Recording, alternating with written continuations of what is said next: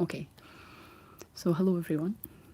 Tonight is Robbie Burns night, or Robert Burns, and he is the Poet Laureate of Scotland, and his birthday is on the 25th of January. So we celebrate the life and works of Robert Burns on the 25th of January every year. And I'd actually forgotten that it was Burns night today. I remembered last night because I went out with a few friends, and what ended up as one drink ended up going to a ceilidh. And I thought to myself, that's random. Like, a ceilidh is basically a Scottish dance. Ceilidh is the Gaelic word for dance. And I thought, okay, I know there's ceilidh on at the weekend in Scotland, but I wonder what the occasion is. Duh. It's Robbie Burns night. So I'm really pleased that I'd scheduled this stream for tonight, because I thought we could read a few Scottish stories together tonight. And I know this has been quite highly requested since my Scottish story videos over the past year or two, and they've been one of my favourites to film. So I have the anthology of Scottish folktales. So you've heard me reading from this before if you've watched those videos. And then I also have my other Scottish bedtime storybook with this big monster dragon on the cover. This one is an illustrated treasury of Scottish folk and fairy tales. Hiya!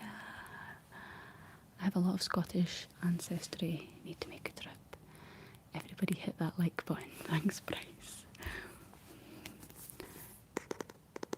Did you learn the Beastie poem at school? Oh, that's the one that's the something something. Okay, I'm going to end up just saying something something something beastie. But was it about a mouse? I could hear it in my head, like the cadence. So basically, somebody asked me if I'd learned a certain Burns poem. So in Scotland, it's traditional for especially school kids to learn traditional Scottish poetry in advance of Burns night. And then they have to perform them in front of their class or their school. And often there are competitions to see who can recite the poetry the best, put the most emphasis and meaning in them. And it doesn't necessarily have to be Robert Burns poems. Well, in my school, you could choose from a variety of Scottish poetry, but the Robert Burns ones are the most traditional. So I'll read you some Burns poetry as well tonight. And then I've got so much Scottish stuff actually. This book, Scottish Songs. So I might have a wee look through and see if I could read some of that to you or even sing it. But as I said, I was out last night and my voice feels a little bit gravelly.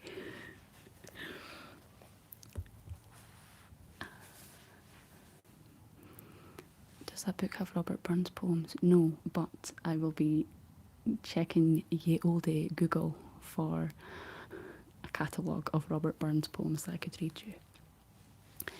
Okay, so are you ready? Oh, also, just update on the elephants. Just a quick update as we were finished them off. So this is the wee one, all coloured in.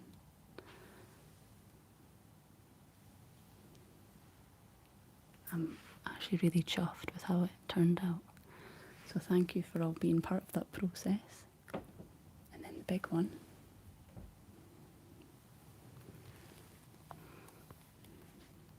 Yeah. The colours really pop with the metallic accents, doesn't it?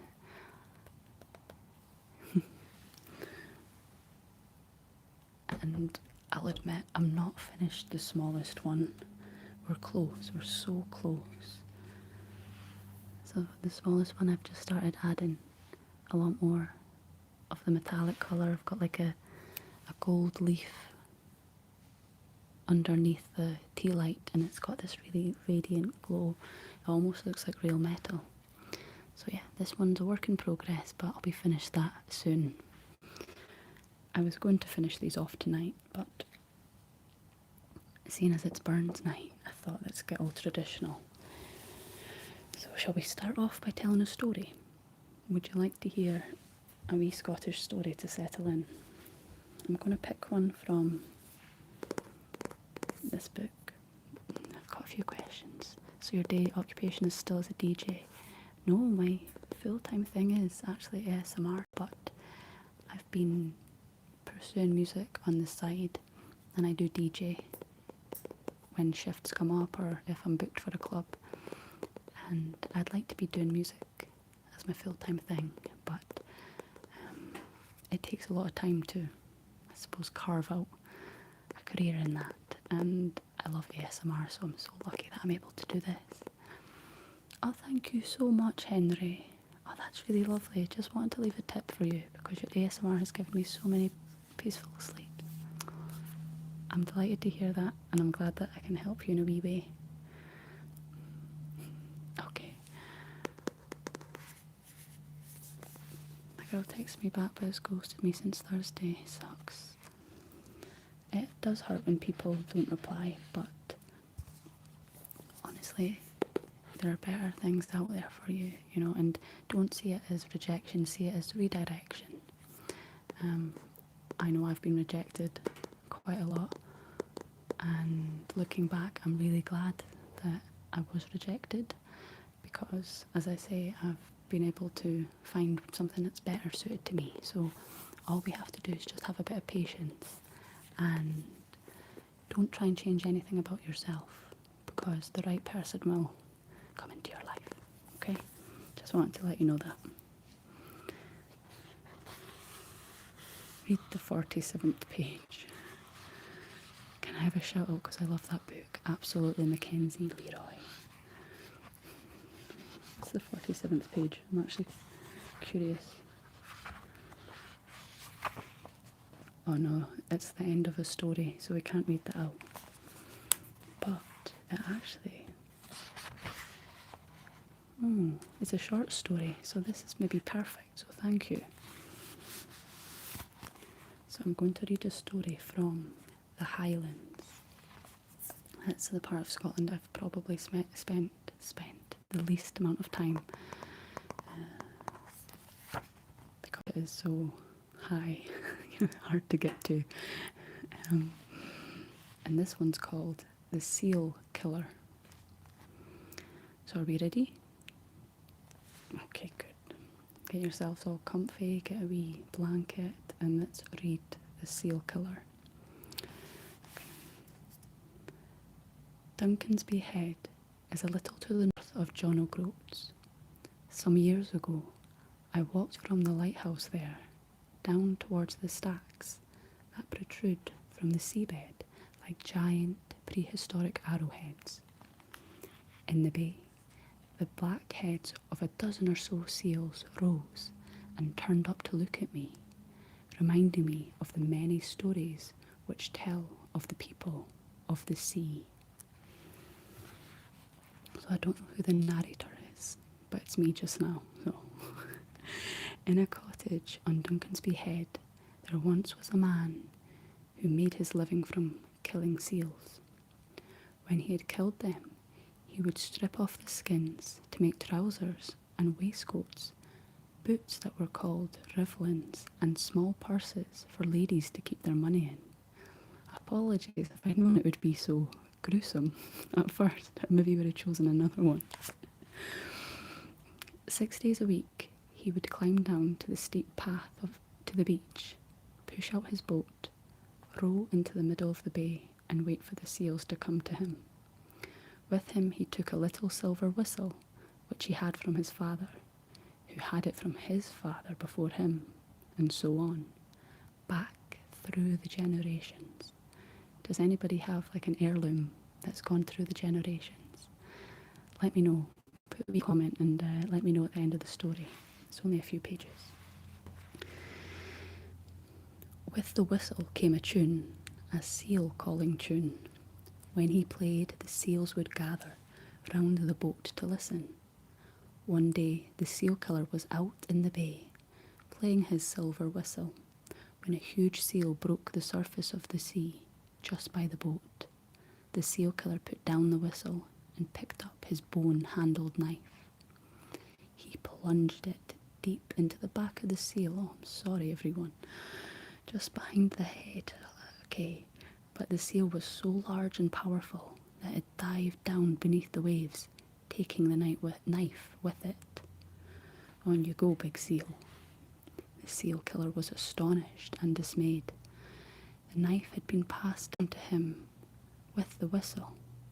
It was old and knew how to do its job. He used it to kill the seals and to skin them, and without it, he couldn't carry on with his trade. He rowed back to the shore, climbed up the path, and entered his cottage. He sat down at the table with his head in his hands and wondered how he could get another knife. No, this is what it says. And he wondered how he could ever get another knife. Oh no, how could he ever get another knife? Because, that's not a commodity that you come across very often, is it? Sorry, as an aside, that just reminds me, when I was in Australia, there was two sisters that lived in the hostel with me, and they'd ran out of money, and one of them was being so dramatic, and she said, "Jess, how will we ever eat again? How will we ever eat again?" And she was being serious but dramatic and over the top, and I'll never forget it. I just burst out laughing. They were fine. They did manage to eat again. Anyway, he wondered how he would ever get another knife. All day the seal killer sat. Evening brought a storm, thunder and lightning. The seal killer drifted in and out of sleep. Then, after midnight, somebody knocked. He went to the door and opened it. A tall man stood at the threshold, a stranger with a black cloak wrapped around him and a wide-brimmed black hat pulled down over his eyes. "Are you the seal killer?" "Yes, I am. What do you want with me?" "I've got a job for you. You must come with me now." There was a flash of lightning, and the seal killer caught a glimpse of a black stallion standing patiently at the cliff edge. The tall stranger climbed into the saddle and pulled the seal killer up behind him, and they rode off into the mouth of the night. They rode through the deepest, darkest valleys, across raging torrents. See, this is why I don't go to the Highlands. Over the highest mountain peaks, through rain and hail and sleet and snow. Sleet, I don't know if that's a word that's used outside of Scotland, but it's basically just like very, very wet snow. Maybe you do use the word, I don't know. Until they came to a high cliff top. Sorry, I'll stop interjecting.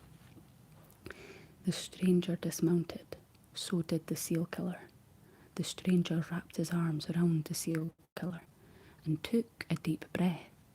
He put his lips to the seal killer's lips, and then he blew the air out into the seal killer's lungs and threw himself off the cliff with the seal killer still in his arms. This took a turn, didn't it? The two of them fell like stooping hawks until they hit the surface of the sea and sank down to the ocean's bed.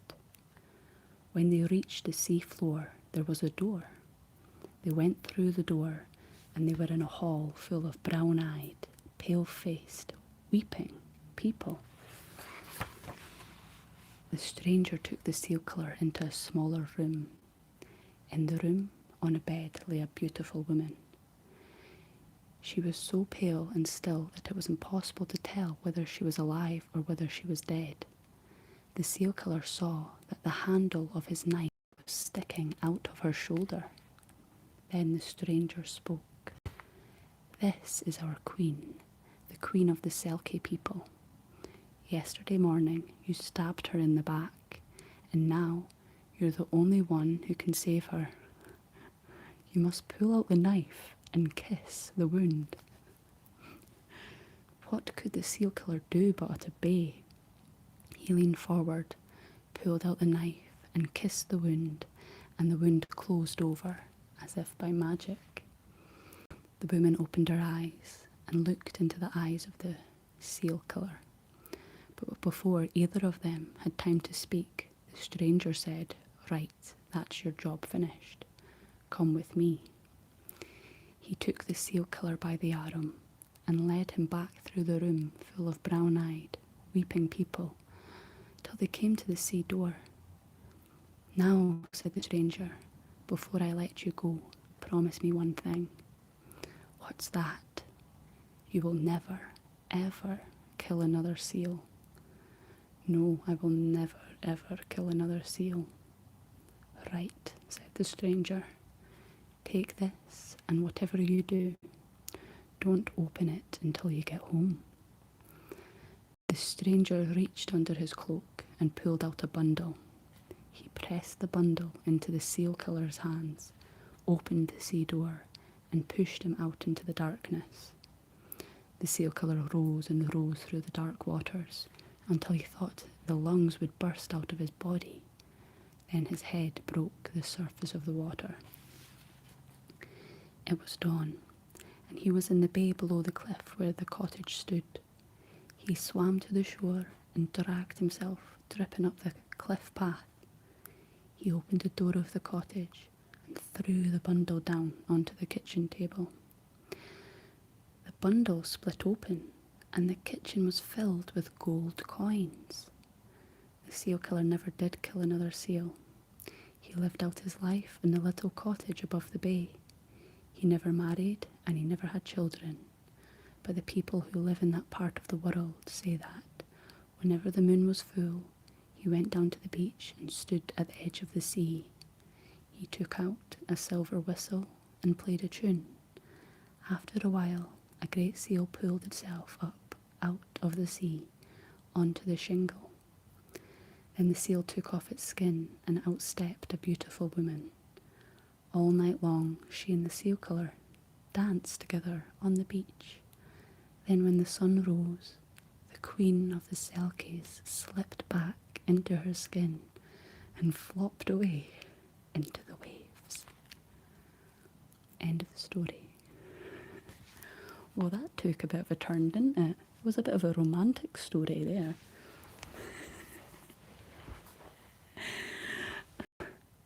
I wouldn't go stabbing seals in general. Oh, somebody sent me a tip during that. Thank you so much, Robert.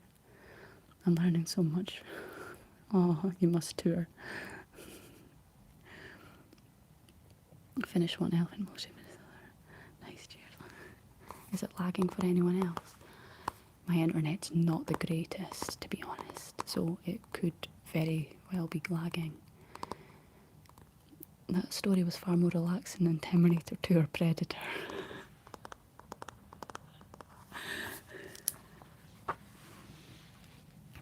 I have said this a few times when I read these in my films, in my YouTube videos. I haven't pre-read them, I just sort of choose it and go pretty much on the spur of the moment, like I did there. So with filming, obviously I can stop, and if the story transpires that's not very good, I just cut it out. And there's been a few occasions where I've started reading and it gets really pretty graphic or rough, so I just stop. So I'm glad that one was not too bad. Would you like to do another story? Because that was fun.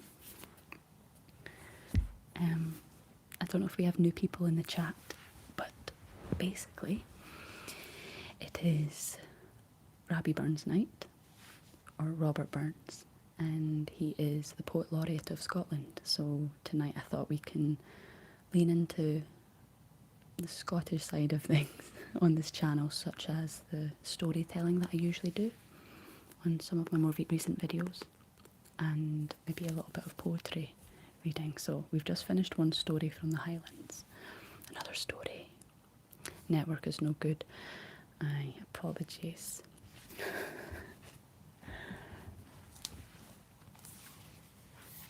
Oh, thank you so much, David. I'm loving these lives too. It's really nice getting to hang out, especially on a Sunday. You know, I've never really got that many plans. I've been trying to keep my Sundays relatively free so I could relax properly like you're meant to do. The day of rest and all that. Okay, I'm gonna... Though this one, the stories tend to be a bit longer. Are you buckled up, ready to go? So we've read the Wee Bannock, we've read the Water Kelpie. Let me just have a wee look. Oh, this book also has the story of Azapatl and the Stour Worm, which we read in the other book, but we won't do that again. Sorry, I keep switching up how I'm sitting because I keep getting pins and needles.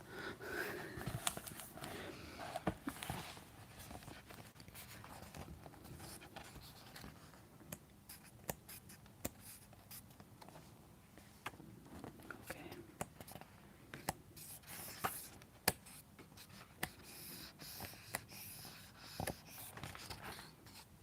Just having a wee flick through.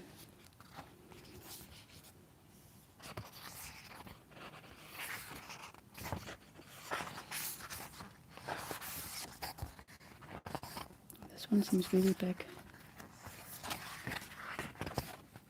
Not too bad.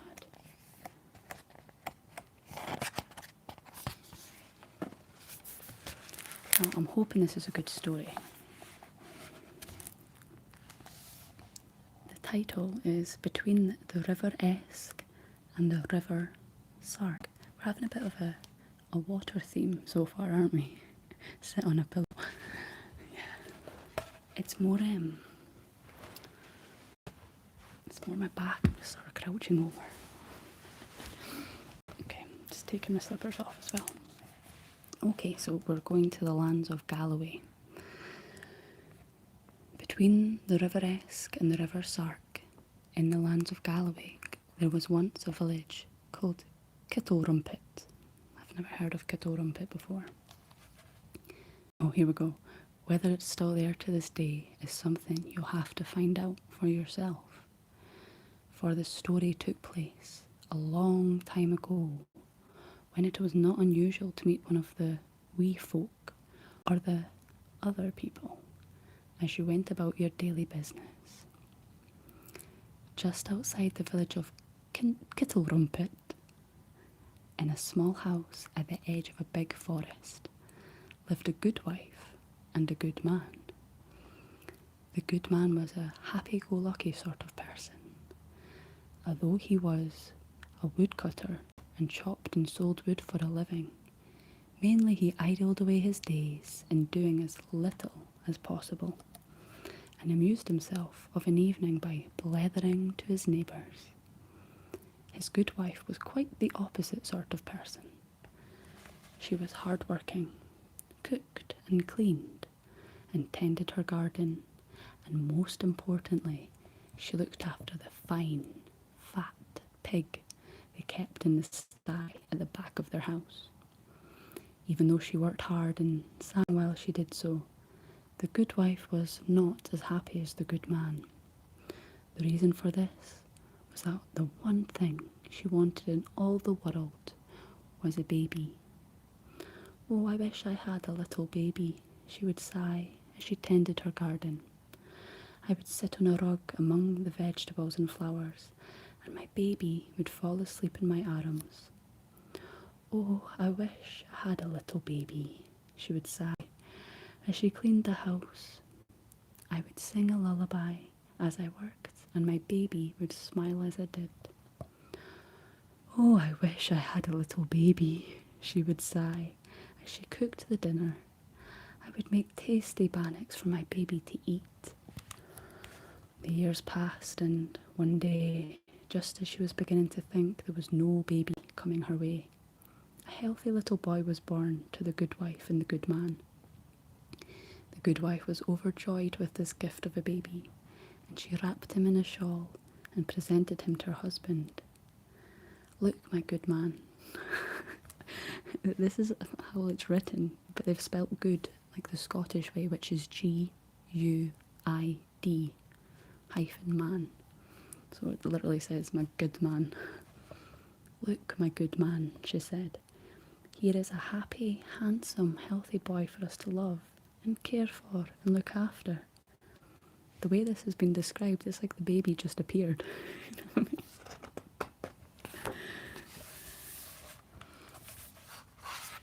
Okay. After a few days of the baby being in the house, the good man spoke to his wife. He wrinkled up his nose and he asked, "Doesn't the baby smell a bit?" "Why, yes, husband," answered the good wife. "That is a sign that our son is healthy. He fills his nappy at least twice a day." After a few weeks of the baby being in the house and the good man, after a few weeks of the baby being in the house, the good man spoke to his wife. He rubbed his ears and complained, "Doesn't this baby make an awful lot of noise?" "Why, yes, husband," answered the good wife. "That is a sign that our son is healthy. He has a good strong lungs that he may cry out." After a few months of the baby being in the house, the good man spoke to his wife. He looked at the baby boy as he dribbled and drobbled goo over his clothes. "Doesn't this baby make an awful lot of mess?" It's honestly as if this husband has been living under a rock his whole life. "Why, yes, husband," answered the good wife. "That is a sign that his sharp white teeth are growing in his jaws, and he'll be able to eat everything that we give him." The good wife was delighted with her boy. At least somebody is. But the good man was not so happy. Whereas before the good wife did most of the work, now everything had changed. The good wife cleaned the baby and fed the baby and rocked the baby to sleep. This meant that from early morning until late at night, there were other tasks that needed to be done. In the morning, the good man had to rise early to gather firewood and light the fire. Oh no, what a shame. In the afternoon, the good man had to tend to the garden. Get out your tiny violin for the good man. In the evening, the good man had to help make the dinner. He's so hard done by. At night time, the good man had to clear out the pigsty. Oh, that is a shame. For the big sow pig was getting ready to deliver a litter of piglets, more babies. "I have to do this. I have to do that," the good man moaned. "What happened to the times when I was left alone to do what I wanted? When I returned home after a tiring day spent chatting with my friends, there used to be a nice, warm meal on the table for me to eat. Now I have to make it for myself." And the good man longed for the times past when he could laze about doing nothing much all day. He took himself off to the corner of his house, and he muttered to himself, "I don't think I'll stay here any longer." When the next market day arrived, the good man pretended he had business to attend to, and he bade his good wife farewell, and he set off towards Rumpet. That's the village. But instead of going to the village, he went on to the main road and resolved not to return home. "I'll be better off away from this place," he said to himself. "I'll have time to stop and chat to whoever I want during the day and get a bit of peace to sleep at night. If I'm hungry, I can pull a potato or a turnip from a field, and I'll be well content on my own." That night, when her good man did not come home, the good wife went out onto the road with a lantern and looked up and down to see if he was late returning from the market. She did the same thing the next night and the one after that, but there was no sign of her good man. Then she went into Kittle Rumpet and asked here and there and everywhere at the neighbouring farms and cottages. Finally, someone told her that they had seen her good man walking along the main road away from the village of Kittle Rumpet, saying loudly, "I'll have less work to do and more fresh air to breathe and peace and quiet on the open road than living in that house with a yelling, smelly baby." And there's an illustration of the good man walking out of the village.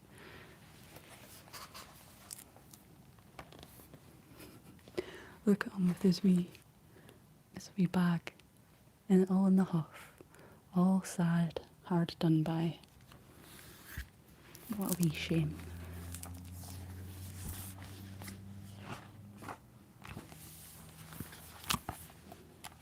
The good wife was very sad when she realised that her husband was not coming back to her. But when she cried all the tears she could, she made up her mind to get on with her life as best as she might. Good for her. She looked after her baby, and he got bigger and more beautiful by the day, and she thought him to be the bonniest baby in the Borders. So the stories from the Borders. She tended her little garden, and the flowers and the fruit and the vegetables grew, and the fat sow, is it sow or sow? I'm not sure. I think it's sow. The fat sow pig. It's spelled S-O-W. Got fatter. Fat sow, not fat sow. Got fatter, and she knew that it would soon be time for the sow to have piglets. The good wife was very glad about this, for the little money that her husband had earned from woodcutting was nearly spent, and she needed to be able to sell the piglets to have enough to live on. However, one day, when the good wife went to the sty behind the house, the fat sow pig was lying down and would not get up. The good wife prodded the pig with a stick, but the pig stood still. The good wife threw cold water upon the pig, but it would not move. The good wife tried to tempt the pig with a fresh turnip, but the pig did not budge. The fat pig, I'm just going to stop saying that word. The fat pig lay there with its eyes shut, its ears flat on its head, and its legs bent beneath it. The good wife was very afraid, for she knew that her pig was sick unto death, and if the pig died, then she and her baby would surely starve. She began to wail and weep and cry out and tear her hair. "Oh, my pig, my fatso pig," the good wife lamented. "What will I do if you die? I will die, and my baby will die too." Wee pig. It's having a bit of a bad day.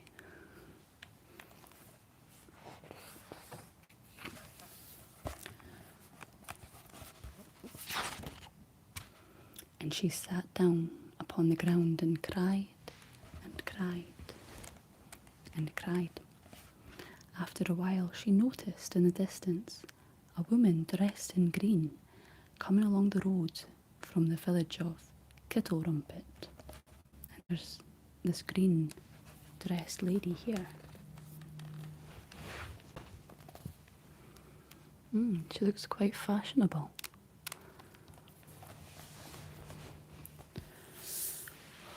"What's this fuss about?" the woman in green asked when she drew nearer to the house. "What ails thee, good wife?" She's not really a wife anymore, is she?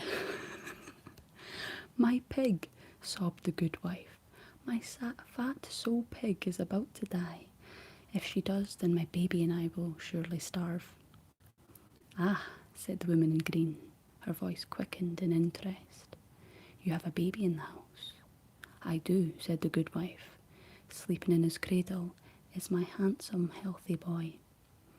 But he will be neither handsome nor healthy if the pig dies, for I'll have no money to buy food for him." A crafty look came into the eyes of the woman in green. "I might be able to help you. What would you give me if I was able to cure your fat soul pig?" "Anything, anything at all." The good wife looked around her. "The flowers and fruit in my garden, or the furniture in my house. I will give any of these to you. The woman in green smiled a sly smile. Anything at all, she whispered softly. You promise that I may have anything at all. We can see where this is going, can't we? The good wife, never thinking for a minute that the woman in green had any wicked intent in her mind, promised that she had only to name the thing she wanted, and it would be hers. What a silly good wife. Wait here, the woman in green told the good wife.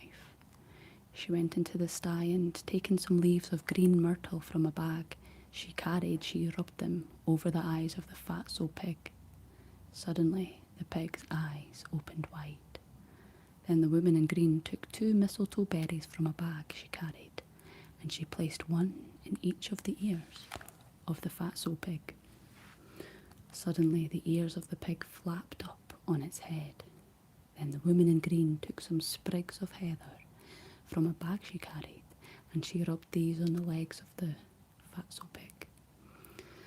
Suddenly, the pig's legs straightened out. The fat pig grunted and rolled over and got to its feet and trundled about the pigsty. Thank you, thank you, thank you, kind lady, the good wife cried out in joy. Now, just name the thing you want to... name the thing you want me to give you, and it's yours. The woman in green said nothing, but a horrible expression came over her face. What could the likes of you ever have that the likes of me might want? She said nastily. I have a garden of beautiful flowers, said the good wife. You may pick as many of them as you wish. All the flowers of the forest are mine already, said the woman in green in a terrible voice. I have many fine fruits, said the good wife. They are yours to choose from. All the fruits of the field are mine already, said the woman in green, again in that terrible voice. What about my furniture? Said the good wife. I could snatch all the furniture from your house with one sweep of my hand, said the woman in green in a more terrible voice. I could have made that more terrible there, eh? If not my flowers, nor my fruits, nor furniture, what can I possibly give you? Asked the good wife, beginning to feel a little afraid. There's only one thing that the likes of you could have for the likes of me, said the woman in green in the most terrible voice yet. What you have lies in the cradle in your house. Upon hearing this, the good wife screamed. She realised that the person who stood before her was not, as she thought, some kindly woman on the road who knew folk remedies for sick animals. The woman in green who'd cured her pig was one of the wee folk and wanted to steal her baby from her.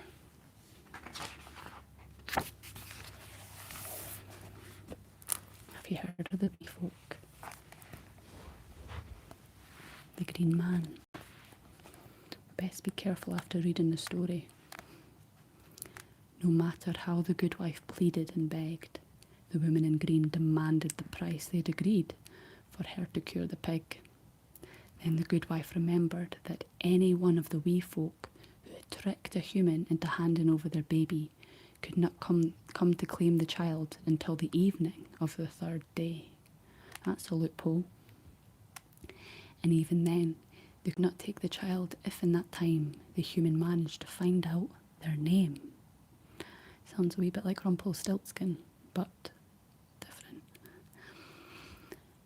No good it will do you, said the woman in green when the good wife told her this. I'll be back at the end of 3 days, and you must give me your baby.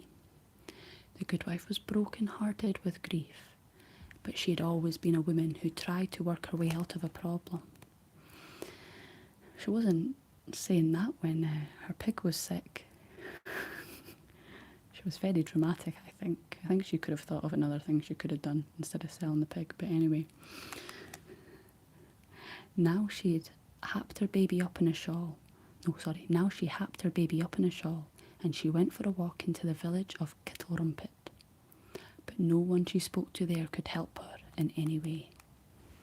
The next day, the good wife happed her baby up in a shawl, and she went for a walk along the banks of the river. But no one she met there could help her in any way.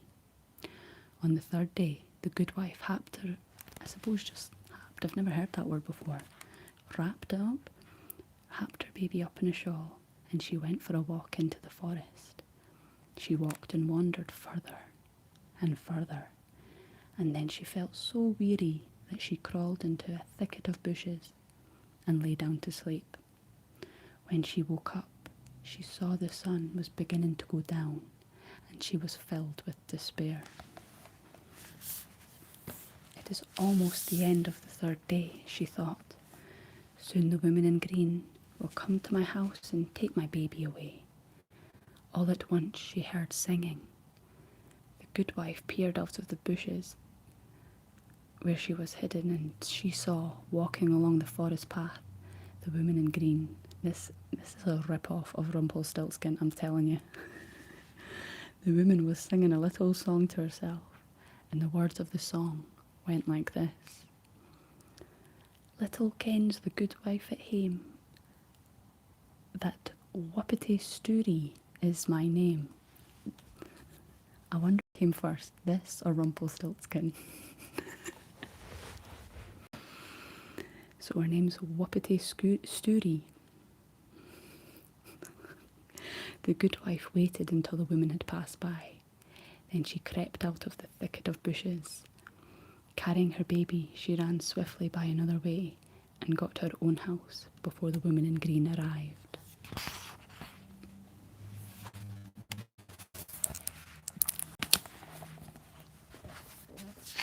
When the woman in green demanded the price to be paid, the good wife again offered her the choice of fruits or flowers or furniture. I've told you already, the woman in green screeched in fury. There's only one thing that the likes of you could possibly have for the likes of me. And she reached out her hand to take the human baby. There's one more thing I have, replied the good wife of Kittlerumpet, and the thing I have is your own true name. And holding her baby tightly, the good wife cried out in a loud voice, I am the good wife who lives at hame. I know that Whuppity Stoorie is your name. At these words, the woman in green jumped 99 feet into the air and ran away down the road, bawling. So the good wife of Kittlerumpet kept her baby safe. And I'm pleased also to tell you that not many weeks passed before the good man, who had become very hungry on the road, eating only raw potatoes and turnips, realised that he missed not just a warm meal, but also his good wife and his baby very much. He came back home again and resolved to work a bit harder than he'd done before, though if he really did so is anybody's guess. And then there's the pig, the fatso pig with its wee babies. Well, that ended quite nice. I was about to say, I wondered what happened to the good man, but yeah, came back with his tail between his legs.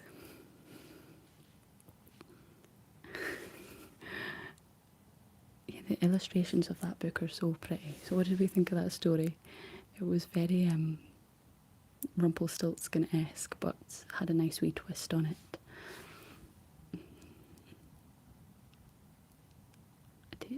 Did you dye your hair? Or do you dye your hair? Yeah, I've got some highlights in my hair. Anyway, it was cosy, even if derivative.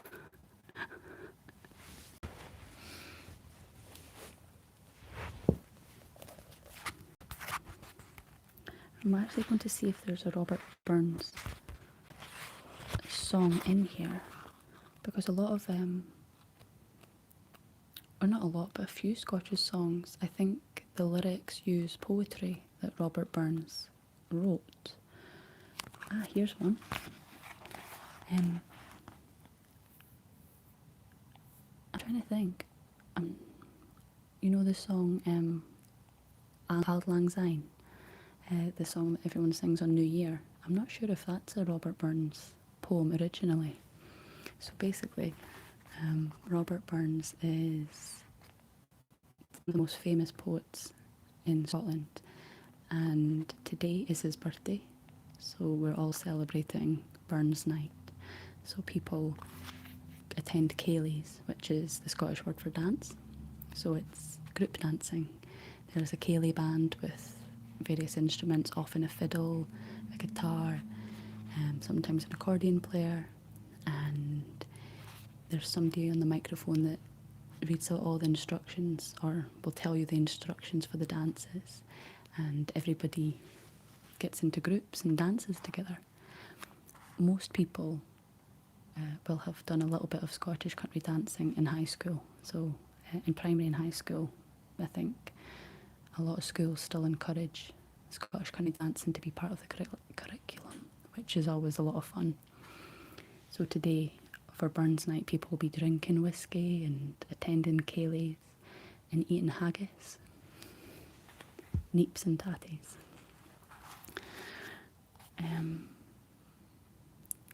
Wikipedia says the lyrics are indeed a Robert Burns poem. That was a good bit of old knowledge plucked from my brain there. Thank you for fact checking me. Yeah, okay, I'm glad that's correct. Okay, so this is a poem called The Hieland Lad. It's a song, but I don't know it. I don't actually know this song. But as I say, a lot of the poetry has been turned into a song. So we'll just read out the poem. And this is by Robert Burns, or Robbie Burns. Wi his fillibeg and his tartan plaid, and good claymore down by his side, the ladies' hearts he did trepan, my gallant braw John Hieland man. Sing hey, my braw John Hieland man. Sing ho, my braw John Hieland man. There's no a lad in a' the lan was match for my John Hieland man. They'd banished him beyond the sea, but ere the bud was on the tree, adown my cheek the pearlies ran, embracing my John Hieland man. I've never heard this one before. But oh, they caught him at the last, and bound him in a dungeon fast. My curse upon them every one. They've hanged my braw John Hieland man. I've no idea who John Hieland man is, but that was a funny wee one. Some of the poems are quite mad. There's one that's about I think it's an evening, and it's all these magical things come out at night, and there's all these drunk men. It sounds about right, to be honest. Is it the Tam O'Shanter? Yes, that's what it's called. I think it's a Robert Burns poem, the Tam O'Shanter, and it's a very, very long poem. It's basically a story within a poem, and if I remember correctly, it's about, drunken mischief in the night. It just came to me there. Some of them are very strange.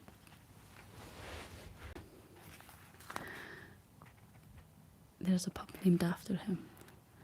Serious question. Do you change your accent a bit to make sure everyone understands you? Yeah, a little bit. If I'm speaking normally, I won't pronounce things as clearly as I do when I'm streaming. But to be honest, because I am pronouncing things a lot more, or I'm making more of an effort to emphasise the pronunciation, I probably sound a little bit more Scottish by doing so, because I really am catching all the T's and the R's. If you know what I mean. Drunken mischief could be about any weekend in town. It could have been about my Saturday night. What's my tipple?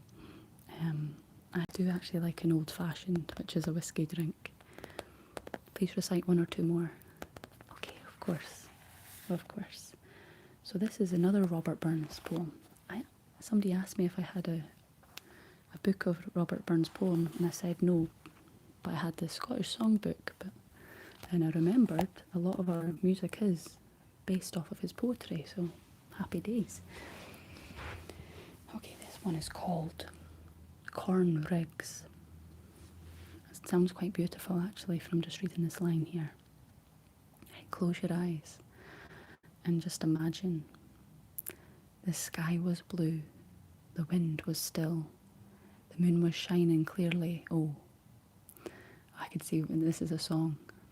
The moon was shining clearly. Oh, I set her down wi' right goodwill among the rigs o' barley. Oh, I kent her heart was mine ain. I loved her maist sincerely. Oh, I kissed her o'er and o'er again among the rigs o' barley. Oh, I locked her in my fond embrace. Her heart was beating rarely. Oh, my blessings on that happy place among the rigs o' barley. Oh, but by the moon and stars so bright that shone that hour so clearly. Oh, I shall bless that happy night among the rigs o' barley. Oh, I ha' been bly wi' comrades dear, I ha' been merry drinking. Oh, I have been joyful gathering gear, I have been happy thinking. Oh, but the pleasures ever I saw, though the times doubled fairly. Oh, that happy night was worth them among the rigs o' barley. Oh, it's very romantic, that one.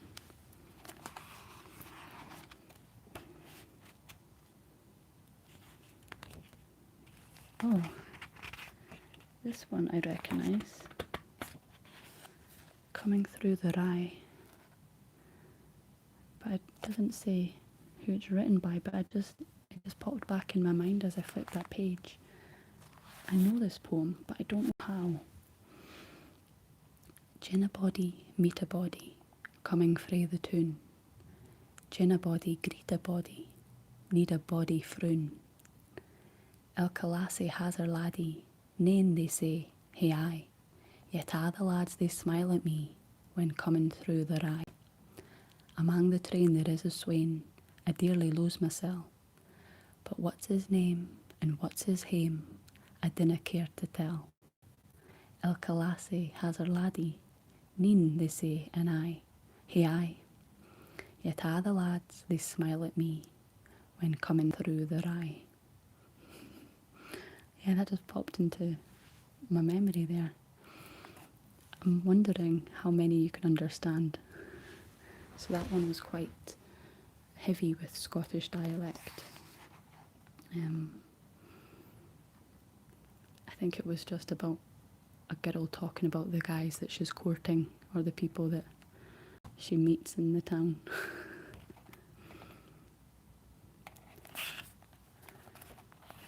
Just having a wee flick through just to see what else is in here. So I got this book actually in primary school.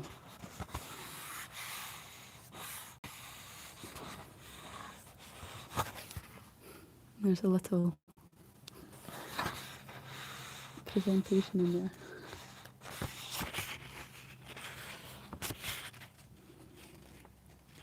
Are you Scottish? I am. The newest episode is somehow less violent than the seal stabbing story that Shorty read.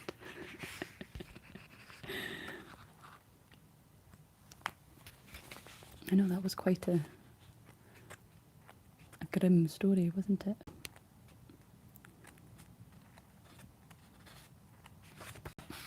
Can you hear these page flicking sounds actually?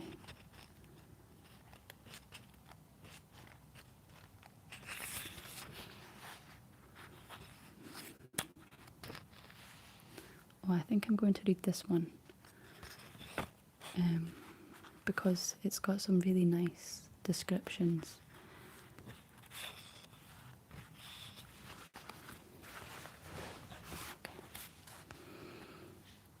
Honestly, it's the page flicking that's the most enjoyable to me. Okay.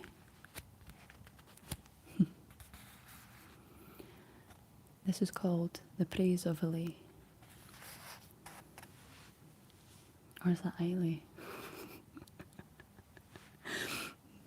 Though its shore is rocky, drear, early doth the sun appear, on leafy brake, and follow deer, and flocks and herds in Islay. O my dear, my native isle, nought from thee my heart can wile. O my dear, my native isle, my heart beats true to... Okay, I've started reading a poem and I have no idea how to pronounce. Is it Islay or Islay? I think it might be Islay, and it's a place in Scotland. My heart beats true to Islay. Eagles rise on soaring wing, herons watch the gushing spring, heathcocks with their whirring bring their own delight to Islay. Birken branches there are gay, hawthorns wave their silvered spray, every bough the breezes sway, awakens joy in Islay. Mavis sings on hazel bough, linnets haunt the glen below, O may long their wild notes flow, with melodies in Islay. And that's translated from Gaelic by Thomas Patterson. Can somebody fact check me? How do you say Islay? Whereabouts in Scotland are you fae? I'm fae Dundee. Are you fae Aberdeen? Islay seems to be the standard sound. Okay, excellent, thank you. You make life sound way more interesting with a Scottish accent. You could do audiobooks. That would be fun. For me, poetry always has an effect that's unmatched. Coupled with your delivery and voice, it's a pleasant experience. Thanks, Josette. Thank you very much. What is the actual title of the book? If the dolphin is still around, he wanted to know. Wait, this one? Or do you mean the other books? The books that we have here, just Scottish songs. Yeah, just your generic compilation there. Then we have the anthology of Scottish Folktales, which I've read one from tonight. And we have an illustrated treasury of Scottish folk and fairy tales. I do want to find the Tam o' Shanter. I'm going to grab my phone, or my other phone, my old one, and I'm going to look up the Tam o' Shanter because I think it's worth reading, okay? So just bear with me.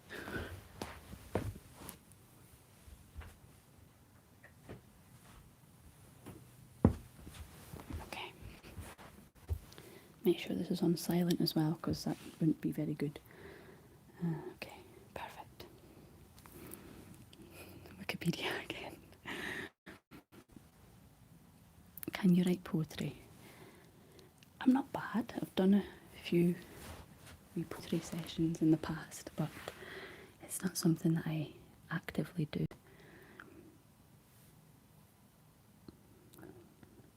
Lots of greetings from Belgium. Hello.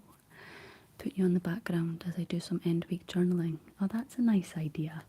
What's everybody up to right now? And how has your weekend been, actually? Okay, Tam o' Shanter, poem by Robert Burns. Like, this is an epic poem, by the way. And it's pretty long, if I remember correctly. Okay. Oh yes, it is. Oh wow, we could be here a long time. Okay, shall we do the Tam o' Shanter? If it gets a bit too much, we could stop. We could check in with each other. We can see how we're getting on. I'm Scottish, Ayrshire. I've never been to Ayrshire actually. I'm in Glasgow at the moment. Your Sealy cap is the best. Reading some Excel files. Oh, okay. Well, enjoy. I hope that I can help be some background noise to that. Since it's nice and warm in Florida, I saw the world's largest rubber duck in clear water yesterday with my family. The world's largest rubber duck. How big was this rubber duck? Hey from Glimsy from Canada. Bit cold out here. I'm from Glasgow, Kentucky. It's so nice to see so many of you in the chat. One of my ancestors, we believe, may have come from Ayrshire. Oh, that's cool. Okay. Right, let's do some Tam O'Shanter reading by Robert Burns. When Chapman billies leave the street and drouthy neighbours meet, as market days are wearing late, and folk begin to tack the gate, while we sit bowsing at the nappy, and getting fo and unco happy, we think na on the lang Scot smiles, the mosses, waters, slaps and stiles, that lie between us and our hame, whar sits our sulky sullen dame, gathering her brows like gathering storm, nursing her wrath to keep it warm. The true, fond, honest Tam O'Shanter, as he frae air, a night did canter, auld air, wham near a town surpasses, for honest men and bonny lasses. O Tam, hadst thou but been sae wise, as tan thy ain wife Kate's advice, she told thee weel thou was a skeelum, a blethering, blustering, drunken blellum, that frae November till October, aye market day thou was nae sober, that ilka melder wi the miller, thou sat as lang as thou had siller, that every naig was cad a shoe on, that smith and thee gat roaring fo on, that at the lad's house even on Sunday, thou drank wi Kirkton Jean till Monday. She prophesied that late or soon thou would be found deep, drowned in Doon, or catched wi warlocks in the murk, by Alloway's auld haunted kirk. Ah, gentle dames, it gars me greet, to think how many counsels sweet, to think how mony lengthened sage advices, the husband frae the wife despises. Okay, I'm just going to stop for a second. This is very, very old or auld Scots. So it's not Gaelic. This is still English, believe it or not. But it is written in Scots dialect. And I also don't understand some of it, I will admit. It's like a different language, it really is. Are we okay to continue on? Scots is related to the Middle English, yeah. Okay, so by Alloway's auld haunted kirk. Ah, gentle dames, it gars me greet, think how mony counsel sweet. Oh, I've said this part. How mony lengthened sage advises, the husband frae the wife despises. But to our tale, a market night, Tam had got planted unco right, fast by an ingle, bleezing finely, wi reaming swots that drank divinely, and at his elbow, Souter Johnny, his ancient trusty, drouthy crony. Tam loed him like a vera brother, they had been fo for weeks thegither. The night drave on wi sangs and clatter, and aye the ale was growing better. The landlady and Tam grew gracious, wi favours, secret, sweet and precious. The suitor told his queerest stories, the landlord's laugh was riddy chorus, the storm without might rare and rustle. Tam didna mind the storm a whistle. So what's going on is Tam is in the pub. Tam is having a wee bit of a flirt with the landlady, so the woman who runs the pub. The landlord is probably quite drunk as well, having a wee bit of a laugh. singing a few songs, and outside is a storm. And Tam at this point is pretty drunk, so he doesn't mind. He's fine to go out in the storm because he's a bit drunk. Care, mad to see a man sae happy, e'en drown himself amang the nappy. As bees fly hame, we ladies o treasure, the minutes winged their way, we pleasure. Kings may be blessed, but Tam was glorious, o'er a' the ills o' life victorious. But pleasures are like poppies spread. You seize the flower, its bloom, its shed, or like the snow falls in the river, a moment white, then melts forever. Robert Burns is quite, well, he is quite poetic, obviously, but he has a lot of beautiful imagery. Or like the borealis race, that flit ere you can point their place, or like the rainbow's lovely form, evanishin amid the storm, evanishin amid the storm. Nae man can tether time or tide, the hour approaches, Tam maun ride, the hour o' night's black arch the keys stain, that dreary hour he mounts his beast in, and sick a night he tacks the road in, as near pu sinner was abroad in.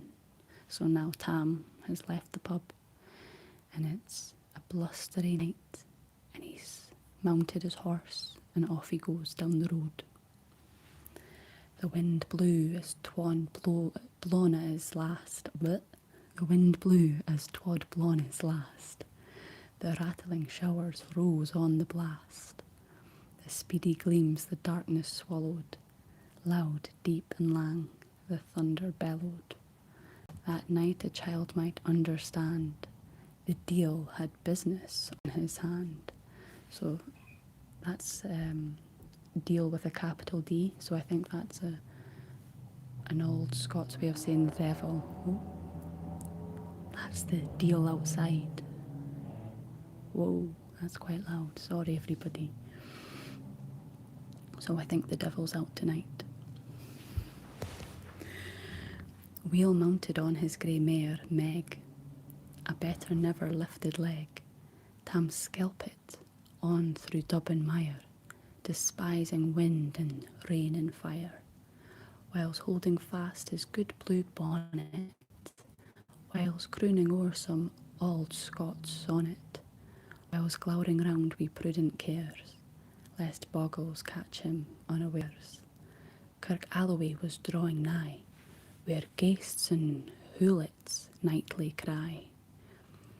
By this time he was cross the ford, whar in the snow the chaplan smoothed, and past the birks and meikle stane, whar drunken Charlie's brack's neck bane, and through the winds and by the cairn, whar hunters fond the murdered bairn, and near the thorn aboon the well, whar Mungo's mither hanged herself. This is pretty grim.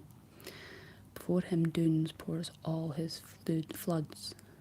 The doubling storm roars through the woods. The lightnings flash from pole to pole. Near and more near the thunders roll. When glimmering through the groaning trees, Kirk Alloway seemed in a bleeze. Through Ilka Bore the beams were glancing, and loud resounded mirth and dancing. Inspiring bold John Barleycorn, what dangers thou canst make us scorn. We tippenny, we fear nae evil. We usquabe, we face the devil. The swat sae reamed in Tammy's noodle. Fair play, he card da deals a boddle. But Maggie stood right sair astonished, till by the heel and hand admonished, she ventured forward on the light, and vow Tam saw unco sight, warlocks and witches in a dance. Nae cotillion Brent knew frae France, but hornpipes, jigs, strathspeys and reels put life and metal in their heels. And Winnick Bunker in the east, there sat Auld Nick in shape obese, a towsy tyke, black grim and large, to gie them music was his charge. He screwed the pipes and gart them skirl, till roof and rafters a did dirl. Coffins stood around like open presses that shawed the dead in their last dresses. And by some devilish cantrip slight, each in its each in its cold hand held the light, by which ironic Tam was able. But I'm getting pretty sorry, getting tripped up here. This is hard. By which heroic Tam was able to note upon the hally table a murderer's banes and gibbet's airns, twa span lang, wee unchristened bairns. A thief, new cutted frae a rape, wi his last gasp did gape. 5 tomahawks wi blood red rusted, 5 skymeters wi murder crusted, a garter which a babe had strangled, a knife a father's throat had mangled. Sorry, I didn't realise it was this gruesome. I thought it was just a wee ghost story with a couple of witches. His ain son o life bereft, the grey hairs yet stacked to the heft, wi marrow horrible and awfu, which even to name would be unlawfu. As Tammy glowered, amazed and curious, the mirth and fun grew fast and furious. The piper loud and louder blew, the dancers quick and quicker flew. They reeled, they set, they crossed, they clickit, till ilka carlin swat and reekit, and coosed her duddies to the work, and linkit at it in her sark. Oh my god, it keeps going on. Tam o tam, had they been queens, a plump and strappin' in their teens, their sarks, instead o' creashy flannin, been snaw white 1700 linen. Their breeks o' mine, my only pair, that once were plush, a good blue hair, I wad hae gi'en them off my hurdies, for ablin coaties. I think he's talking about taking the trousers off there. But whether beldams auld and droll, rig woody hags wad speen a foe, loping and flinging on a crummock, I wonder didna turn thy stomach. Or people saying not trying to be mean, but it sounds like a naughty story from long ago. No, that's not mean. I actually think it really was a naughty story from long ago. Fun fact about Rabbie Burns, I think he was quite a promiscuous lad, or so it's been told. I think there's a lot of children that have came from his bloodline. You're doing great. Okay, I'll keep going. We're so close, everybody. You're hanging in there. You're hanging in there. Okay. The last part of the story. But Tam kenned what was fu brawly. There was a winsome wench in Whalley, that night enlisted in the corps, lang after kenned on Carrick shore. For mony a beast to dead she shot, and perished mony a bonny boat, and shook baith milkle, corn and bear, and kept the countryside in fear. Her cutty Sark, o Paisley harn, that while a lassie she had worn, in longitude though sorely scanty, it was her best, and she was vaunty. Ah, little kenned thy reverend granny, that Sark she coughed for her wee nanny. We tapun Scots, twa a her riches, wad ever graced a dance of witches. But here my muse her wing maun core, sick flights are far beyond her power, to sing how Nanny lappin flang, a supple jade she was and strang, and how Tam stood like ane bewitched, even thought his very een enriched. Even Satan glowered, and fidgeted fu fain, and hodged and blew wi might and main, till first they caper, sign another, tam tint his reason a' thegither, and roars out, "Well done, Cutty Sark," and in an instant all was dark, and scarcely had he Maggie rallied, when out the hellish legion sallied, as bees bizoot wi angry fyke, when plundering herds assail their bike, as open pussy's mortal foes, when pop she starts before their nose, as eager runs the market crowd, when catch the thief resounds aloud. So Maggie runs, the witches follow, wi money and eldritch screech and hollow. Atam, Atam, thou'll get thy farin, in hell they'll roast thee like a heron. In vain thy Kate awaits thee coming, Kate soon will be a woeful woman. Now do thy speedy utmost, Meg, and win the keystane of the brig. There at them thou thy tail may toss, and the running stream they darena cross. But ere the keystane she could make, the fiend a tail she had to shake, for Nanny, far beyond the rest, hard upon noble Maggie pressed, and flew at Tam wi furious ettle, but little wist she Maggie's mettle. I spring brought off her master's hail, but left behind her ain grey tail. The carling clocked her by the rump, and left poor Maggie scarce a stump.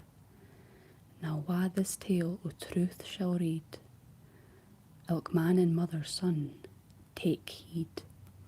Whenever to drink you are inclined, or Cutty Sarks run in your mind, think ye may buy the joys over dear. Remember Tam O'Shanter's mare. Well, thank goodness for that.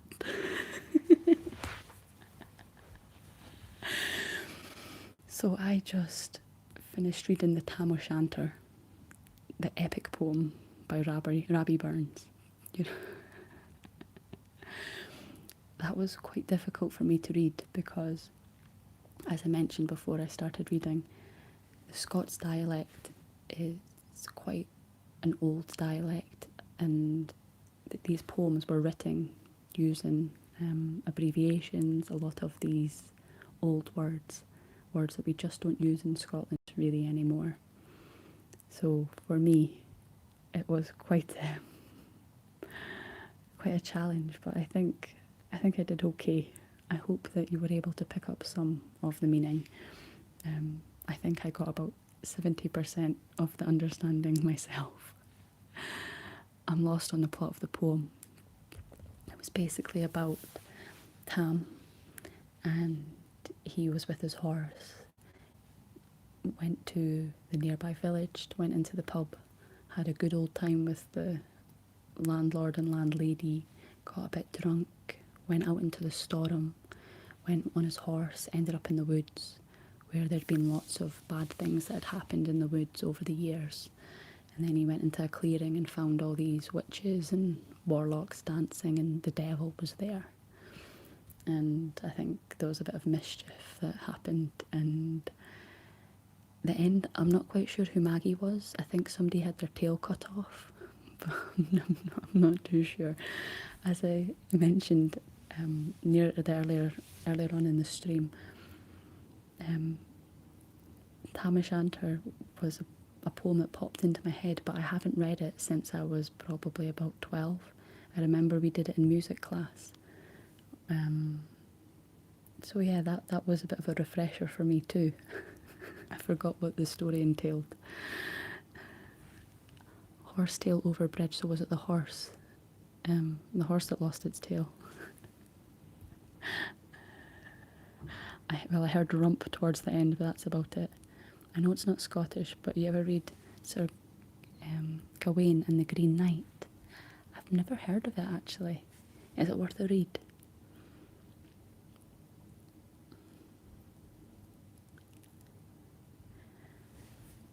So he'll get grabbed to be the witch. I feel like David, you know what's going on. You ken the script. Okay. So we could read another story if you like, or if you're getting tired, we could just have a little bit of a chit chat. But I'm going to have a wee drink of water because I'm actually quite pleased with how well it went, because as soon as I started, I got through the first 2 verses and I thought, oh no, oh no. I don't know if I could keep this up, because it's like, yeah, it's like reading another language sometimes. A story. Sir Gawain and the Green's Knight is like a mega poem. On one of King Arthur's knights is actually my favourite British poem. I'll need to have a go of reading it. How long is it? Because if it's as long as Tam o' Shanter, I might read it in my own time. Oh, my voice is okay. Thank you though, Danielle. It's very long. Okay, I'll leave it for another time. Well-deserved drink. I was actually thinking I should go grab a wee bottle of whiskey. But I never got around to it. Actually, I think I'll use the wee book. This anthology of Scottish folktales, because they tend to have slightly shorter stories. This sweater looks cozy. This is my favourite sweater. Yo, what's up? Hello. Mug looks cool, but don't get me started on my mug. Do you want to see it again?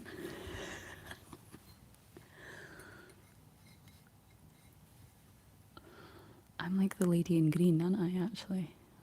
One of the wee folk with my witchy mug.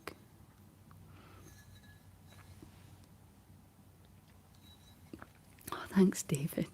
What's your favourite whiskey? I like whiskey from Jura, but I think that's probably not to do with the taste, but because I've been to Jura and it has some really nice memories for me. I was 16, and in the UK, or Scotland, but the UK, there's this thing called the Duke of Edinburgh Award, and it's an award for young people in the UK or Scotland to do certain things. Like, you've got a voluntary section, you've got to do learn a skill, you've got to commit to doing a sport, and you've got the bronze award, silver award and gold award. And the length of time that you complete these tasks means you'll get an award. So for the gold award, I think you've got to learn a skill for 1.5 years, do a sport consistently for 1.5 years, you've got to get it signed off and stuff, and you've got to volunteer somehow.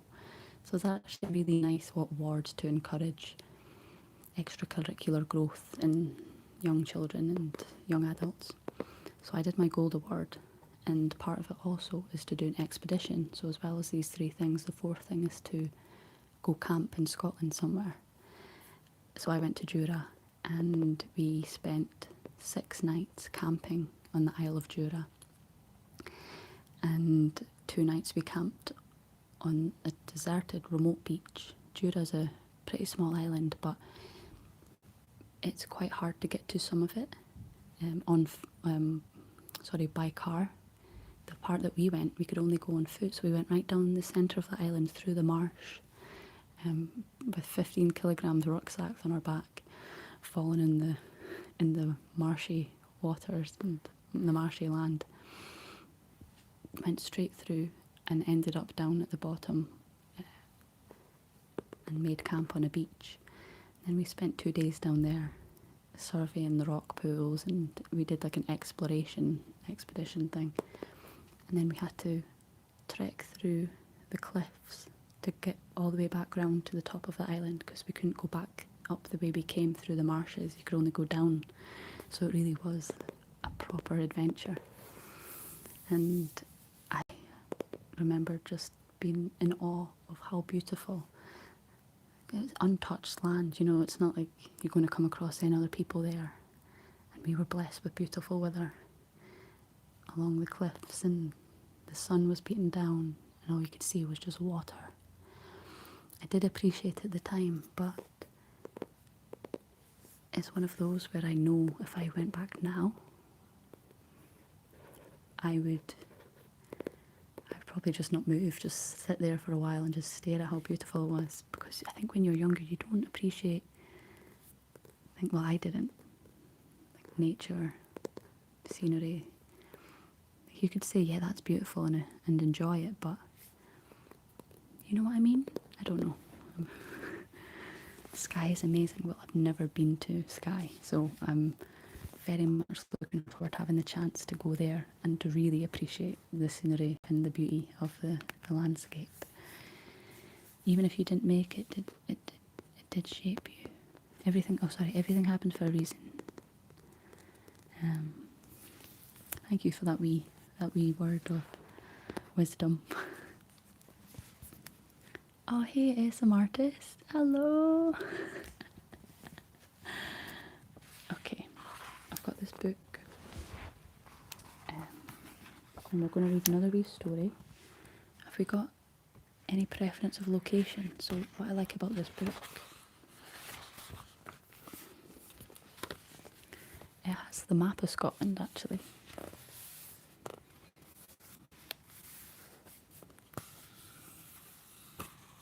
And the book is split up based on the various areas within Scotland. So I'm from a place called Dundee. Now I know you're getting a mirror image right now, I think. And you could always remember where Dundee is, because it's above the Scotty dog's head. Because this is Fife here. And Fife, in my opinion, kind of looks like a bit of a dog. Like a dog's head, don't you think? Got the ear there. The round part for the nose. So Dundee on the map is always above the Scotty dog's head, and this is the Tay, the River Tay that runs through here. And then Aberdeen is up here. Somebody's saying, oh yeah, Daniel's saying Aberdeen. And happy Australia Day to you all. Australia Day today. So it's Happy Burns Night, Happy Australia Day. Kind of looks like Grey Friar Bobby. It does, doesn't it? Let me see if I could find a little story within this book that we could enjoy. Yeah, there does seem to be a wee bit of a delay at the moment. This Burns Nicht.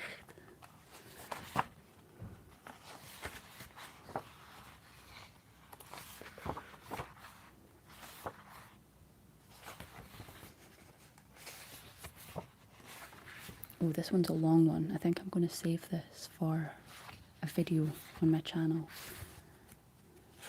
Yeah, this one seems fun. I'm reading or scanning it as I go through, and it seems to be talking about a bear. Okay.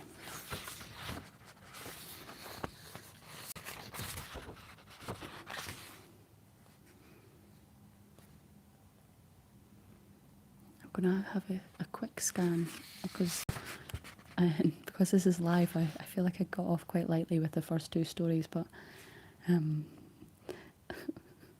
of the details of the Tam o' Shanter made me rethink just going straight in without scanning it first.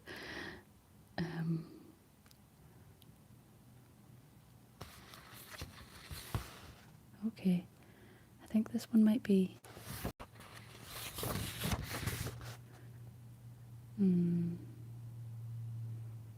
No, I think this one doesn't seem that interesting. Any Inverness stories? Okay, let me have a look. Inverness.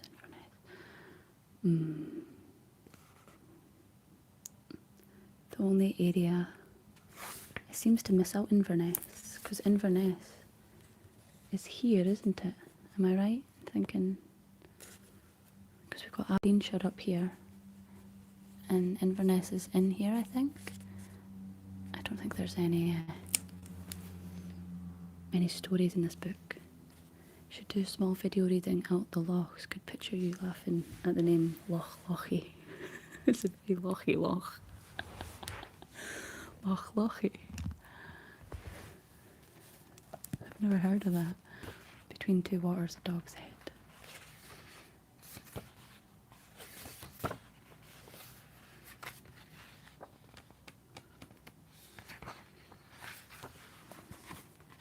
Just having a wee flick through.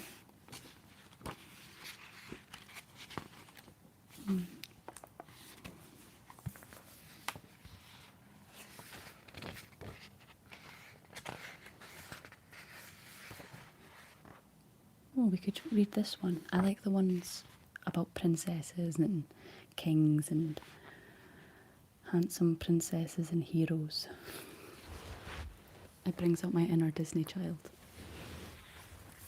What was your favourite Disney movie, actually? Mine was A Little Mermaid. But I did like the Disney story better than the original Hans Christian Andersen. No, was it? Yeah, it was him. Yes, it was. Because it's quite a sad ending. But yeah, I liked to think I was a mermaid when I was younger. Anyway, this is about the Holy Princess of East Lothian, so that will be Edinburgh area. Greetings from Trivandrum, India. Hey, I'm actually going to India next month, so exciting. Yes, that's the plan, everyone. I'm going to go over to India and meet the dog, meet my new dog. My wife likes your accent too, thank you. The Lion King. The Goofy movie is very underrated. The Lion King's great. I love that one. The Princess and the Frog. What other ones do I like?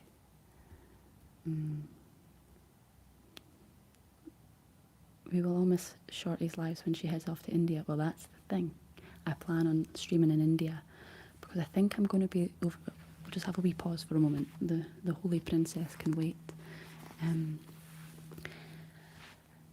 So, since right, for those of you who don't know, my boyfriend is currently over in India, and he went over there to have a break to kind of help clear his mind. He was having some issues back home with work and redundancy, so we thought like a change of scenery would help lift his mood and help with his mental health.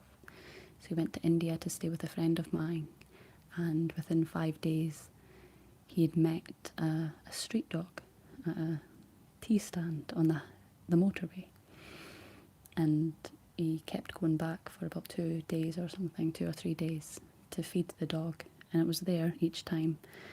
And he came home and called me and said that he was going to bring the dog a blanket the next night. That was his plan, but he also said, I don't know if I'll be able to leave the dog, so if I do go back, I'd like to try and adopt the dog. What do you say? Well, so I agreed. I could see how much life this dog was giving him. And the following night he went with the blanket, and the tea stand owner said that he shouldn't leave the blanket because if he leaves the blanket, somebody will just come and steal it. So that was the decision made for him. He was like, well, if the dog can't sleep on the blanket tonight, then I'll just take the dog home. So that was that. He took the street dog home. The next day he went and got it checked at the vets, got it microchipped, and now he's trying to raise money to get this dog home because it costs a lot of money to bring dogs over, and they've got to be quarantined or they've kept over there for a certain amount of time before they qualify. So my boyfriend's now having to be over there for 4 months because that's the length of time it takes. I mean, it's his choice, so it's fine, but it just means he's over there for 4 months. So I have decided I'm going to go over and maybe stay for a couple of months myself over in India and just film ASMR and live stream from India. So that's the plan. It's quite exciting. This dog has shaped the next couple of months of my life. But that's what I love about life. The unexpected twists and turns, and you're up and then you're down and you don't know where it's going.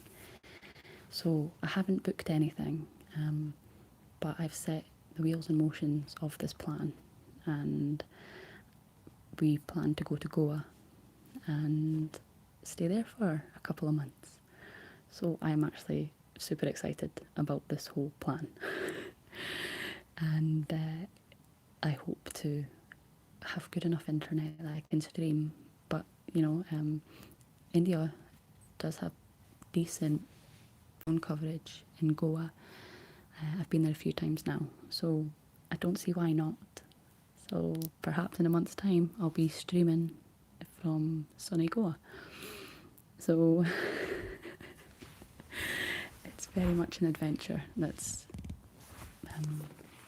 on the way for me this year. Definitely not what I would have expected when the bells turned 12 o'clock, or the bells rang when the clocks turned 12 o'clock on the 31st of December, but here we are. Will you DJ there too?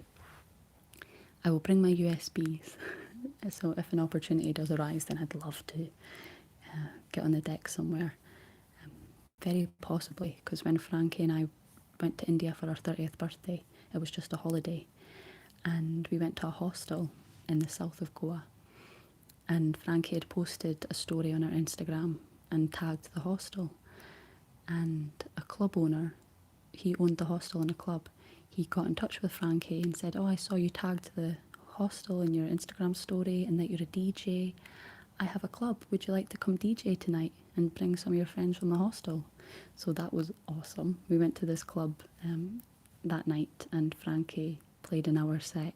So Frankie's my twin, by the way, for those of you who didn't know. And she DJs as well. So it'd be awesome if an experience like that came along when I am over there. So yeah, this is the plan. So I'm hoping it could all go ahead. But since becoming full time with YouTube nearly 4 years ago now, it's something I've always wanted to do, because I am very flexible with the work that I do. I film my videos in lots of different locations, and I have done throughout the entire period I've had my channel, especially in the beginning when I was going to China for work and I'd be recording in the hotel rooms. So it's not something I'm not used to. I'm quite good at just setting up randomly. So I've wanted to do this for a while, travel with my ASMR. But when I was focusing on my music with my twin, that kind of stopped me being able to travel or go too far. So now that we've taken a break from Kintra, I don't see why not. So this is me going to try and see what I could do. I'm going to pre-record some content, and I still have 3 videos from Portugal to edit and release. So I have stuff that I could be working on. So it kind of feels like the right time to try something new and to embark on this adventure. So yeah, that was just a wee update about me and Luna the dog. All pets are guiding angels, I believe. That's lovely. All dogs go to heaven. That's a good film. Is there a Discord server people could join?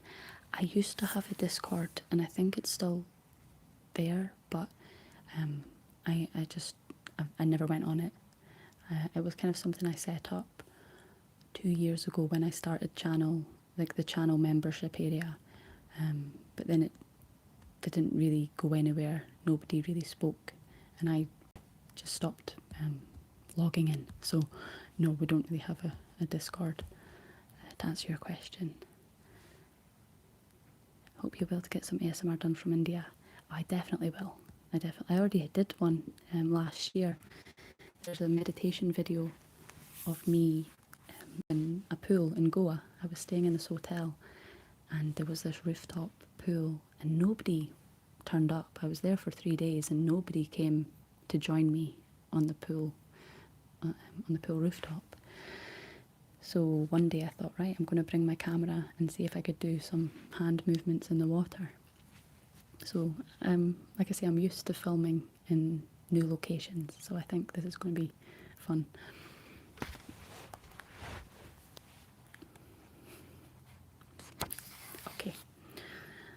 Anyway, time for me to get some sleep. Have fun for the rest of the stream. Good night, pal. Okay, so let's read The Holy Princess of East Lothian.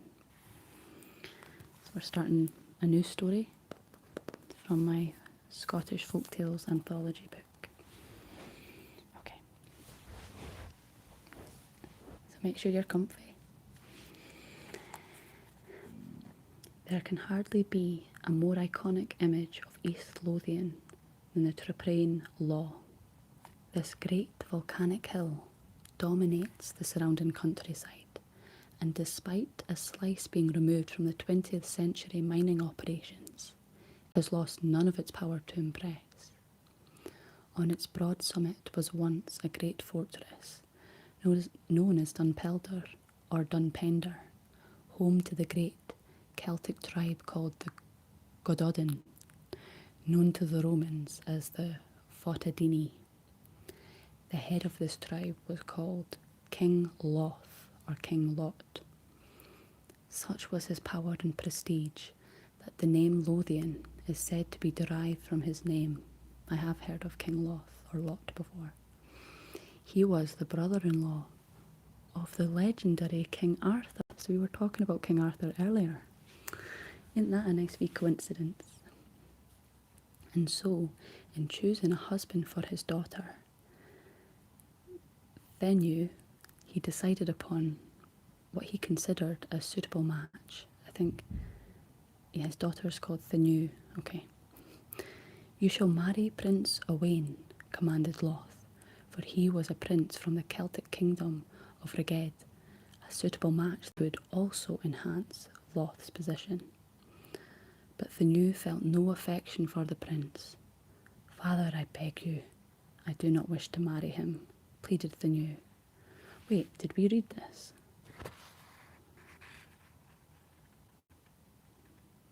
Wait 2 seconds. I feel like I've read this to you before. Do you want me to keep reading anyway? Anyway, we'll continue. So, I feel like I recognise this. Father, I beg you, I do not wish to marry him, pleaded Venue. Soon her pleadings grew into defiance. Her refusal to obey his will enraged King Loth. If he could not control his own daughter, how could he be respected as a king and leader of the men? He must teach her a lesson, one in which she would be glad to marry a man of status like Owain.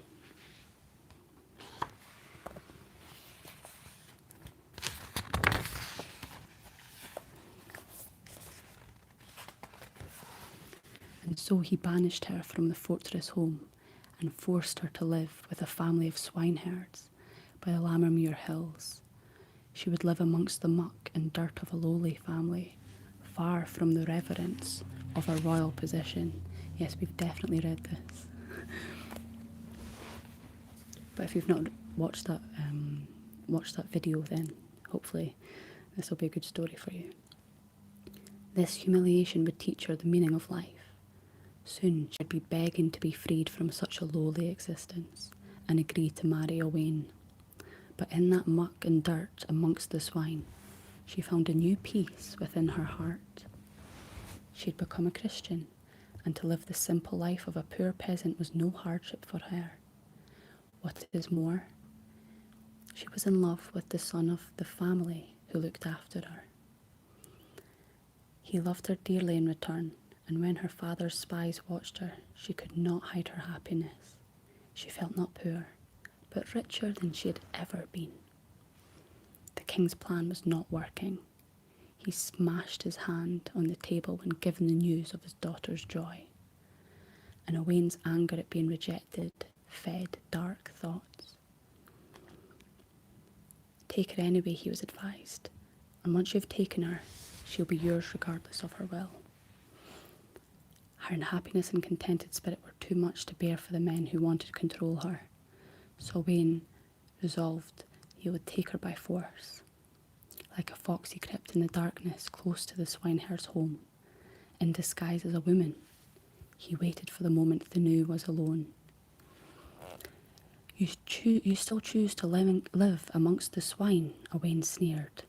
Even the swine are better than you can ever be, replied the new defiantly. But soon after, her belly began to swell, and the king's spies reported that she was with child. This was a dishonour that King Loth could not tolerate. He brought the new back to his fortress. He would listen to nothing she said. Her dishonourable state was plain for all to see. He sentenced her to death, yet no one wanted to be held directly responsible for the death of his young princess, and nobody wanted to cast the first stone. But the sentence must be carried out. The king's honour and authority were at stake. And so the stone that would kill her would be the cliff that plunged from the fortress. She was placed upon a cart, which was taken to the edge. She closed her eyes and prayed for forgiveness for herself, but also for her father and for those who had done her wrong. The cart was then pushed over the cliff by the edge of chosen warriors. This way, no one man could be said to have caused her death. Tears were shed by many at the sight, and few dared to watch. As the cart plunged down the cliff, it was smashed and broken by the rocks, finally coming to a crashing halt over 300 feet below. A group of the news friends waiting at the base of the cliff clenched their chests with horror at the sight of the now crumpled and destroyed chariot, under which lay the new. They knew her body must be broken and bloodied, and that nobody could have survived such a dreadful crash. They just hoped that her end had been quick. But then, unbelievably, the new emerged. Both she and her unborn child were alive. Her friends fell to their knees and gave thanks to God. They helped the new from the wreckage, and she prayed with them. The pole from the cart splintered away and buried itself into the ground like a giant spear. From where it pierced the ground, a spring gushed forth. A holy well was now at the base of the rock. "What dark magic is this?" cried her father's advisers. "It is witchcraft," said the king. "No, sire, a miracle from God," proclaimed her friends. "Very well," said the king to his daughter. "If this be your God and he wishes to let you and your child live, then I will set you adrift on the sea and let your God save you." And so she was taken to Aberlady Bay, then known as the river mouth of the Stench, because of the fish thrown from the fishermen's boats. From here she was placed in a coracle, a small round canoe made of hide. She shuddered with fear as her small craft was pulled from the shore and taken out to sea, then set adrift on the ongoing tide. The tiny vessel drifted towards the open sea, the water lapping at the new's feet as she desperately tried to avoid capsizing. She frantically scooped the water with her hands, but the land began to vanish, and the water grew darker, and the coracle began to sink. She approached the Isle of May, but she drifted helplessly past it. Then she reached a small rock with some distance from the island. It was slippery and covered with seaweed, but she clung onto it, her fingers desperately trying to find a hold. But her body was soaked and numb with the cold, and her hands frozen. The waves crashed over her, and she slipped from the rock back into the swirling sea. Strands of her hair remained entangled in the seaweed, so the rock thereafter became known as Maidenhair Rock. The sea was claiming her and her unborn child, and so in desperation she prayed to God. The fish which had followed her from Aberlady Bay now began to swim around her. Then seals appeared, and gulls circled above. She was no longer alone. It's given me Avatar vibes. If you watched the last one when all the animals and creatures start to fight. She scrambled back into her small half-sunk vessel, and now it began to move back into the firth. Night began to fall, and exhaustion overcame her. She closed her eyes and slipped into unconsciousness. When the morning mist cleared, a shore appeared before her. There she landed, by Culross in Fife. It was just as well, for there she gave birth to her son, whom she called Kentigern, meaning First Lord in her Celtic language. At that moment, some shepherds found her, took pity, and warmed her by the fire. They were good men and took news of the maiden with the newly born boy to the local holy man. He was St. Serf, who helped raise the child, who became one of the most important saints in Scotland, often called St. Mungo, meaning my dear friend, patron saint of Glasgow. And so another great story. But what of King Loth? His vengeance was now directed towards the swineherd, for he had assumed the poor boy who loves the new was to blame for her dishonour. He tried to hunt him down, but the young lad retreated into the marshy ground. And then the hunter became the hunted. The young lad lay in wait for the king close to his fortress home. As Loth passed by, the swineherd threw a spear, which pierced and killed him. The legendary King Loth now lay dead in the shadow of his fortress, killed by the man who truly loved his daughter. Tradition says he was buried where he had fallen, and a great stone was erected on the spot as a memorial, forever after known as the Loth Stane. It is still to be seen, and although its location has been moved slightly, it stands as a memorial to one of East Lothian's great legends. Doesn't sound like a legend to me, sounds like a bit of a brute, but anyway. Yeah, as I started that story, I realised we definitely have read that one in one of my first Scottish storytelling videos, but I'm not sure if people haven't heard it before, so I wanted to continue just in case, because I didn't want to just stop the story. That's not fair. Oh, thank you so much, Brian, for that wee tip. What book is this? It's a Scottish folktale anthology, so it's a mixture of lots of different stories. And because it is Rabbie Burns Night, I have decided to make this theme very Scottish, and I've been reading some poetry and reading some Scottish stories. I'm just going to read your comments. I've missed a few as I was... Oh, thank you. My mods are doing a great job. I can see a few have been deleted. Thank you very much. Anyway, I'm probably going to finish the stream in a couple of minutes, but I just wanted to say again, thank you so much to everyone who has been sitting in the streams for the past 2 weeks, because it wasn't the plan. There have been a lot of plans spring up this year, and it's only the third week in January, or it's about to be the fourth. But it's been a very nice experience, and as I said, I want to keep continuing with these streams over the next couple of weeks, or next couple of months. So I'm going to try and give you like a day or so in advance when I feel like streaming. I'm still going to probably have a couple of pop-up streams where I just feel I want to stream in that moment and I'll just go live.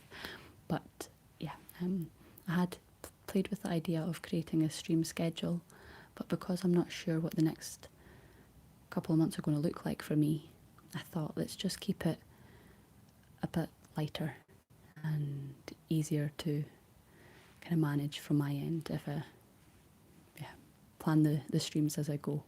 But there will be streams continuing over the next wee while, and I'm buzzing about this because these really do bring me a lot of joy and peace and calm. This stream was so cozy. You're so welcome. Thank you boys for the work company tonight. Oh yeah, so Danielle, Nomad and Sidje have been my mods, so thank you.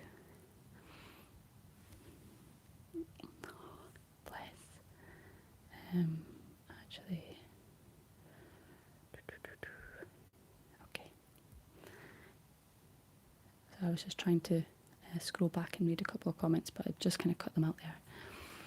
Anyway, thank you for tonight. and happy Burns night again.